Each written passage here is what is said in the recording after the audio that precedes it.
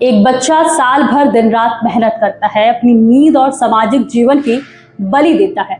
और ये सब सिर्फ इसलिए क्योंकि उसे भरोसा होता है इस देश की परीक्षा व्यवस्था पर उसके साथ न्याय होगा। लेकिन जरा उस मानसिक स्थिति की कल्पना कीजिए जब रिजल्ट आने के बाद उसे पता चले कि जिस कॉपी के आधार पर उसका भविष्य तय किया गया वो कॉपी असल में उसकी थी ही नहीं।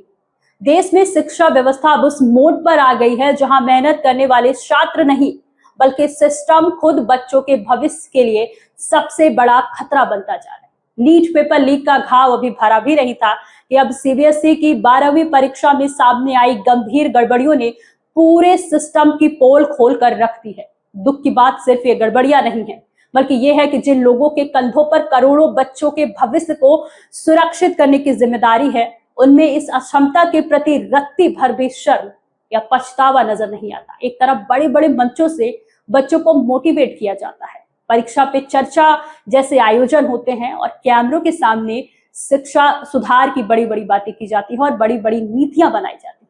लेकिन दूसरी तरफ जब एक छात्र अपने साथ हुई नाइंसाफी के खिलाफ आवाज उठाता है तो उसे सोशल मीडिया पर ट्रोल किया जाता है, उस पर देशद्रोही होने के ठप्पे लगा दिए जाते हैं, उस पर पाकिस्तानी होने के आरोप लगाए जाते हैं। ये पूरा मामला वेदांत नाम के एक छात्र से शुरू हुआ। उसे फिजिक्स के पेपर में उम्मीद से बहुत कम नंबर मिले तो उसने पूर्व मूल्यांकन के लिए आवेदन किया। लेकिन जब सीबीएसई ने उसकी उत्तर पुस्तिका की स्कैन कॉपी भेजी तो उसके होश ही उड़ गए क्योंकि वो कॉपी किसी और छात्र की थी।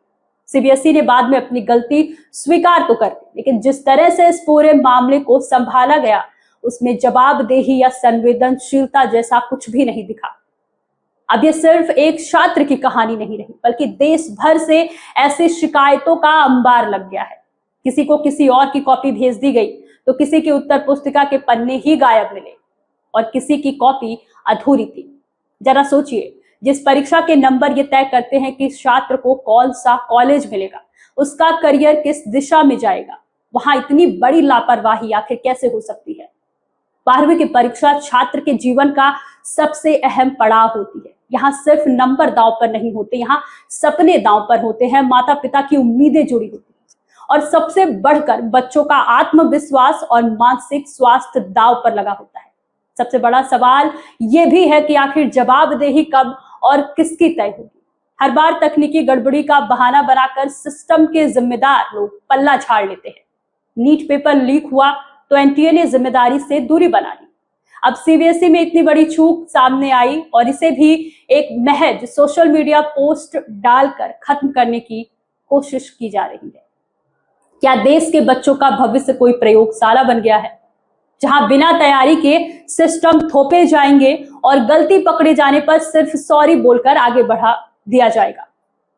सवाल यह भी है कि क्या शिक्षा मंत्री धर्मेंद्र प्रधान इस पूरे मामले में नैतिक जिम्मेदारी लेंगे या फिर हमेशा की तरह इस बार भी करोड़ों बच्चों का भविष्य सिर्फ बहस, बयानबाजी और फाइल के पन्नों में दबकर रह जाएगा?